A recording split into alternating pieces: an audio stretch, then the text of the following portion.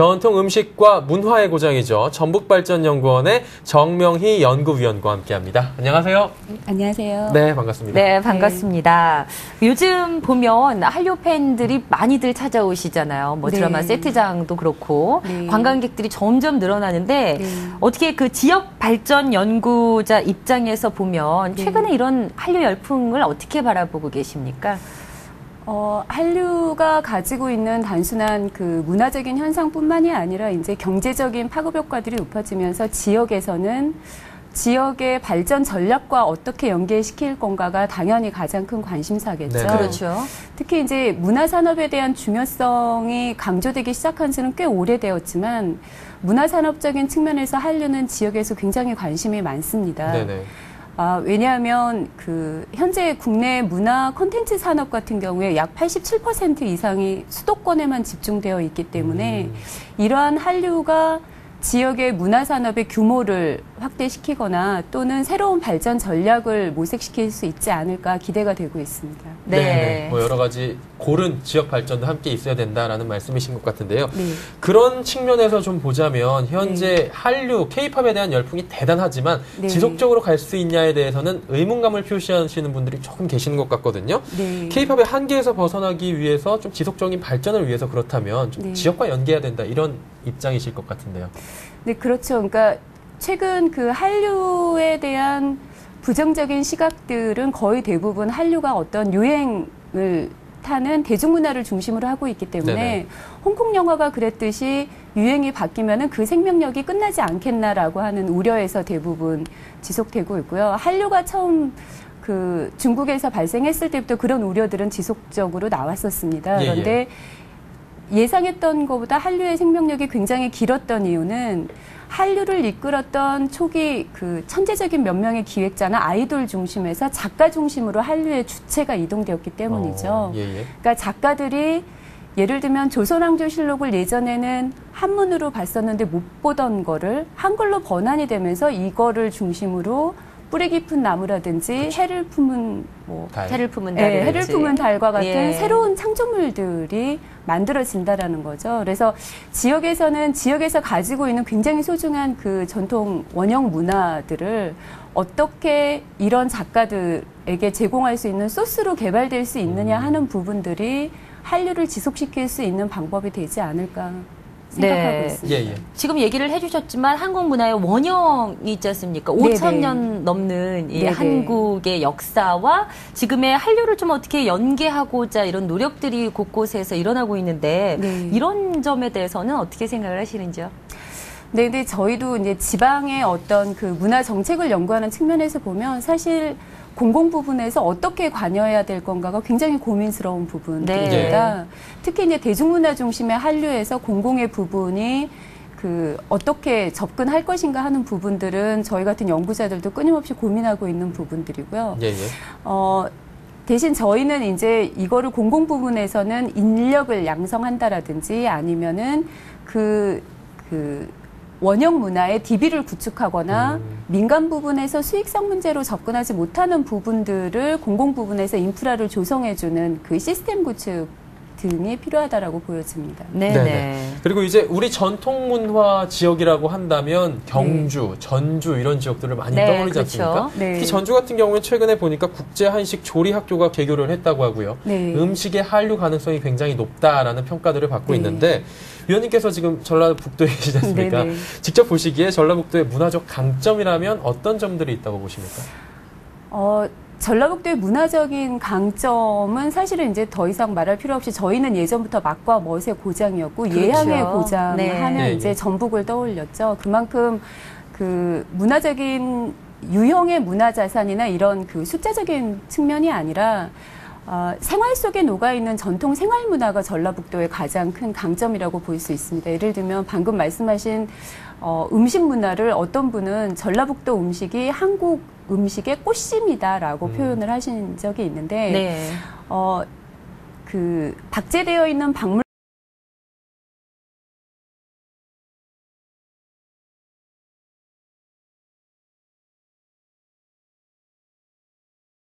이 부분이 전라북도가 가지고 있는 가장 큰 강점이라고 보여지고요.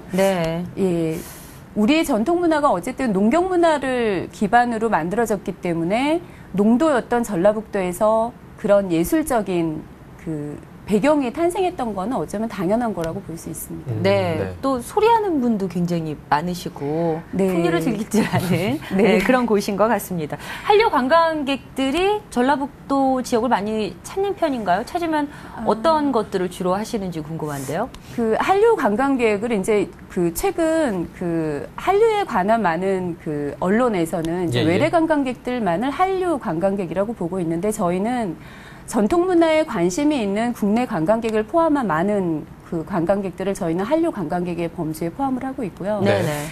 특히 전라북도에서 이제 세계 소리 축제라든지 전주 대사습, 한국 음식 관광 축제, 발효식품 엑스포, 그리고 전주 국제 영화제 이런 전통 문화 자원을 현대적으로 재해석해낸 예술 문화 자원이나 그런 행사들에 굉장히 많은 관심을 보이고 있습니다. 특히 이제 전주 한옥마을 같은 경우는 한국 으뜸 명소로 선택이 될 만큼 많은 분들이 사랑하고 계시는 명소라고 할 수 있죠. 일부러 비빔밥 먹으러도 많이 찾아가시고 원고장으로요. 아직까지 못 가봤는데 한옥마을도 들르고 좀 비빔밥도 먹어봐야 될 것 같다는 생각이 드는데 꼭 방문해 주십시오. 알겠습니다. 꼭 가겠습니다. 얼마 전 저희 문화부 장관께서도 한류소통 1박 2일을 진행하는 입장에서 첫 방문지로 전주를 찾았거든요. 이때 이야기된 내용은 어떤 내용이었습니까? 그 한류소통 1박 2일은 원래 이제 그 아까 말씀드렸던 것처럼 한류의 원천이 지방의 전통 문화에 있다라는 취지에서 만들어진 그 프로그램이기 때문에 전주를 맨 처음 방문하신 건 굉장히 의미가 있다는 측면 생각이 들고요. 저희가 이제 그 아태 무형문화의 전당과 같은 이렇게 무형문화를 중심으로 전주에서 그 준비하고 있는 그 프로그램들에 대한 격려를 많이 해주셨고요.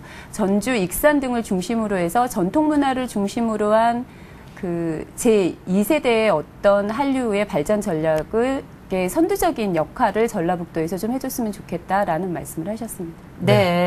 앞서도 뭐 계속 얘기를 나눴지만 문화부가 올해는 그 전통 문화와 한류를 좀 연계해서 발전하려는 노력을 기울이고 있기 때문에 전라북도에서도 맛과 멋의 고향 아닙니까? 또 살아있는 문화의 고장이다 보니까 뭐 가능성이 굉장히 많을 것 같다는 생각이 드는데 어떤 쪽으로 추진을 하고 계시는지요?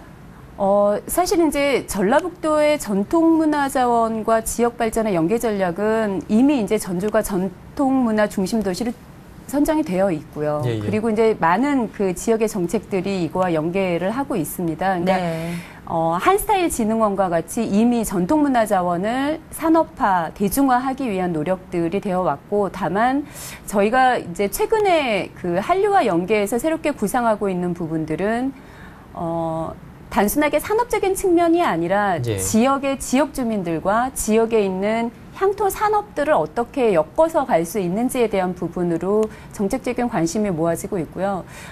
한류 원형 문화권이라고 하는 그 일을 묶어서 갈 수 있는 부분으로 저희는 좀 크게 확산해서 정책적으로 추진을 하려고 하고 있습니다. 조금 전에 언급해 주신 한류 원형 문화권이라는 그 단어가 언급이 됐는데요. 어떤 의미입니까? 한류 원형 문화권은 한류를 지속시킬 수 있는 원형 문화를 가장 많이 보유하고 있으면서 거기에서 고부가 가치를 창출할 수 있는 그 체계적인 추진 전략과 시스템을 갖추고 있는 광역적 거점 전략이라고 볼 수 있고요. 지금까지 아까 뭐 사회자분께서 말씀해 주셨던 음식이라든지 소리라든지 그 밖에도 전라북도 하면 또 그 많은 종교의 화합 지역으로서 한국 정신문화의 어떤 그 중심지로서도 각광을 받고 있거든요. 이런 부분들이 지역 발전 전략과 연계될 수 있도록 그 묶어갈 수 있는 전략들을 저희가 추진을 하고 있습니다. 그리고 그 한스타일진흥원 관련해서도 말씀을 해주셨는데 조금 더 들어볼 수 있을까요? 한스타일진흥원은 이제 저희가 전통문화의 전략은 사실 이번 정부에 새롭게 나온 건 아니고 과거 정부에서부터 문화정책에서 전통문화에 대한 중요성은 누누이 강조가 되어 왔습니다.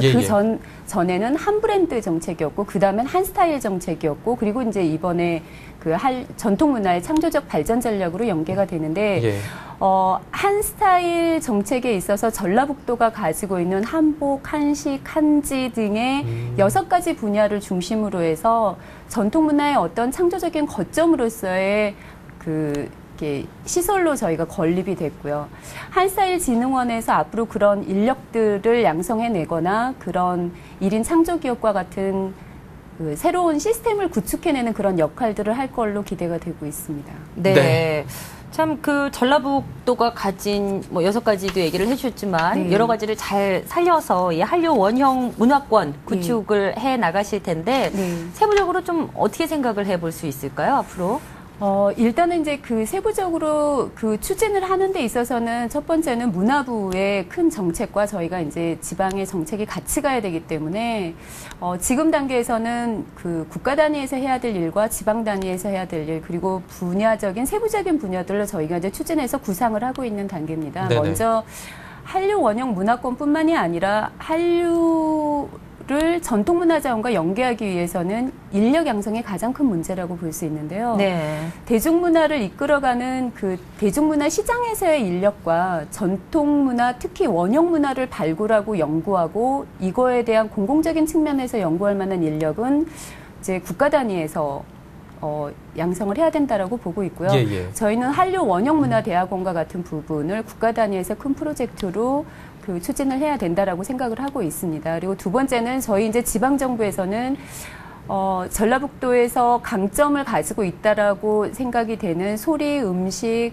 그리고 이제 그 풍류와 여러 가지 정신문화를 중심으로 해서 한류 원형 그 추진단 등을 이렇게 구성해서 추진을 할 예정입니다. 네. 물론 이제 음식 문화 같은 경우에는 국제 한식 조리학교도 말씀을 하셨지만 세계 그 음식 명인전이라든지 이런 분야별의 세부 추진 전략들은 저희가 지속적으로 네. 만들어갈 예정입니다. 네, 지금 한류 원형문화대학원 설립도 네. 생각을 하시고 이제 제안을 네, 한 저희 상태에 제안을, 있습니까? 네, 어떤 그렇습니다. 대학원인 거죠? 잘 와닿질 않네요. 지금 이제 저희가 한국 전통문화학교가 있기는 합니다만 예, 예. 네네. 저희가 이제 아까도 말씀드렸던 것처럼 기존의 전통문화에 대한 정책과 최근의 전통문화의 창조적 발전 전략이라고 하는 건 뭐냐면 활용과 이 부분을 연계할 수 있는 부분에 보다 그 정책적인 집중을 하겠다라는 건데 예, 예. 지금까지의 그 이제 한류뿐만이 아니라 대중문화와 정책의 인력들이 연계되는 접점을 찾기가 굉장히 어려웠습니다. 네. 그러니까 전통문화 정책은 거의 대부분 보존, 복원으로밖에 갈 수 없었던 이유는 활용 방안과 연계할 수 있는 인력들이 모자랐기 때문이고요. 네네. 저는 그 수익성을 기반으로 하는 민간 부분과 공공 부분의 접점 역할을 해줄 수 있는 그런 인력들을 체계적으로 국가에서 좀 장기적인 측면에서 길러내야 되지 않을까라는 생각을 하고 있습니다. 네. 한류의 네네. 발전과 더불어서 새롭게 네. 창출되는 그렇죠. 인력이겠네요. 네, 네. 인력 시장. 예, 네네. 그렇군요. 그리고 풍류 소리에 대한 언급도 좀 해주셨는데 사실 네. 전라북도 하면 명창들이 많이 나오는 것으로 유명하고요. 소리 자랑하지 말라고 했어요. 전라북도 그렇죠. 가서. 예. 전북하면 소리 딱 네, 연관이 네. 되는데 네. 소리 문화를 하나의 강점으로 좀 발전시키는 그런 방안들도 나오지 않을까 싶은데요. 네, 저희가 이미 이제 사실은 소리에 관한 부분은 새롭게 만드는 것보다 이걸 어떻게 엮어서 집합적인 그 힘들을 만들어낼 건가가 저희 쪽에서는 예. 많은 고민이 되고 있습니다. 예를 들면 세계 소리 축제는 이미 상당 부분 자리를 잡았고요. 전주 대사슴놀이는 우리나라의 명실상부한 그 판소리의 경연 대회로 자리를 잡고 있습니다. 예, 예. 그래서 네. 저희는 이제 K-팝을 중심으로 한 우리 소리의 문화에 우리의 소리가 들어가려면 이 부분들을 체계적으로 이렇게 DB를 구축하면서 동시에 교육도 하고요? 교육도 할 수 있는. 그래서 그 K-팝 아이돌이 소리를 한다? 전주에 와서 한 일주일 정도 집중 트레이닝을 받고 나면 그들의 소리에 우리의 소리 문화가 묻어나지 않을까. 그리고 예를 들면 저희가 이제 그 재즈를 들으면 흑인 문화를 생각하는 게 네, 되는 그쵸. 것처럼 장기적으로는 K-팝 안에서 우리의 소리와 흔적을 느낄 수 있어야 된다라고 보고요. 그 장을 어떻게 만들 건가가 저희가 이제 지금 소리의 장기적인 발전 전략으로 보고 있습니다. 네, 저희가 그 한류 관련해서 이렇게 대담을 통해서 알 수 있었던 게 이 한류가 또 전통 군무에서 나왔다는 그쵸. 얘기를 어떤 분이 하시더라고요. 네네네. 그러니까 뗄래야 뗄 수 없는 네. 그런 문화이다라는 그쵸. 생각을 하게 되는데 네. 지역에 지금 쭉 말씀하신 전통 문화와 네. 한류를 접목시키는 여러 가지 방안이 마련돼 있다 해도 네. 뭐 쭉 말씀하신 것처럼 데이터베이스도 구축해야죠. 네. 인력 양성도 필요하죠. 여러 가지 노력이 필요할 텐데 네. 어떤 부분을 특히 고민을 해야겠습니까? 저희는 이제 문화부의 한류 정책도 그렇고 지방 정책도 그렇고 네. 과하지 않는 게 중요하고 정확하게 민간의 영역과 공공의 역할을 저는 분류해내는 작업들이 우선적으로 예, 예. 돼야 될 거라고 생각을 합니다. 그래서 단기적인 측면보다는 보다 좀 장기적인 측면에서 과제들을 발굴하는 내용들이 좀 중요한데 예. 저희가 섣부르게 한류의 경제적인 파급 효과가 크다라고 해서 이렇게 A부터 Z까지 모든 산업적인 측면을 공공부문에서 담당하려고 하는 건 좀 굉장히 위험하다라고 보고 있고요. 예, 예. 저희 전라북도에서도 많은 무형의 자산들을 가지고 있지만 그 부분들이 자칫 오히려 예술가들의 창조성을 침해하는 정책이 돼서는 안 되겠다라는 측면에서 조심스럽게 접근을 하고 있습니다. 네. 앞으로도 더 K-팝 발전을 위해서 그리고 한류의 발전